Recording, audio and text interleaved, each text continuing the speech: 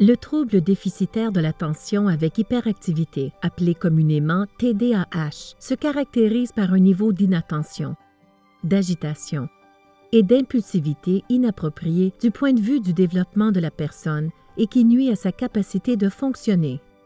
Les personnes qui souffrent d'un TDAH ont souvent de la difficulté à suivre les consignes, à garder les choses en ordre et à exécuter des tâches. Elles ont aussi tendance à agir sans réfléchir, à interrompre les autres, à parler excessivement ou à être agitées ou nerveuses. Le TDAH commence dans l'enfance. De nombreuses personnes continuent de présenter des symptômes à l'âge adulte. Le TDAH touche environ 5% à 8% des enfants et des adolescents d'âge scolaire et est plus fréquent chez les garçons que chez les filles. À cause de leurs symptômes, plusieurs personnes atteintes de TDAH ont souvent des problèmes à l'école ou au travail et des difficultés sur le plan des interactions et des relations sociales. Le TDAH est souvent associé à d'autres problèmes comme le trouble oppositionnel avec provocation ou des troubles de comportement, des troubles d'apprentissage, de la dépression ou des troubles anxieux. Le TDAH semble avoir une base biologique. Chez certaines personnes, il est héréditaire. La cause précise de ce trouble n'est pas connue. Il est probable qu'il y ait de multiples causes ou facteurs qui y contribuent. L'environnement familial ne cause pas le TDAH, mais il peut influencer la façon dont les symptômes se manifestent et aider les gens à gérer leur maladie.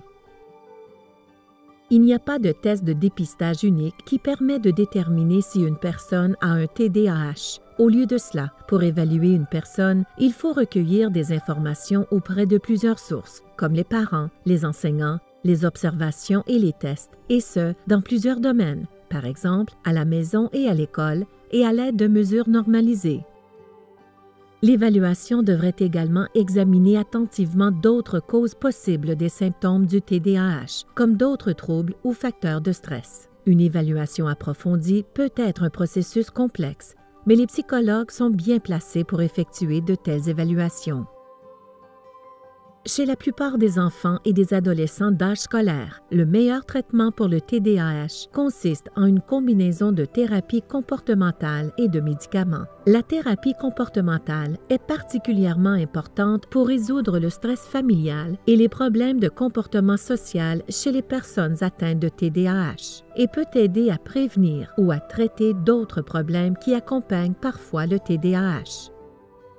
Différentes techniques sont utilisées. Celles-ci se concentrent sur l'établissement d'attentes comportementales claires chez la personne. Des commentaires clairs et cohérents sur le comportement sont fournis. À cela peuvent s'ajouter des récompenses et des conséquences. La thérapie comportementale peut également intégrer le modelage, la résolution de problèmes et l'acquisition de compétences.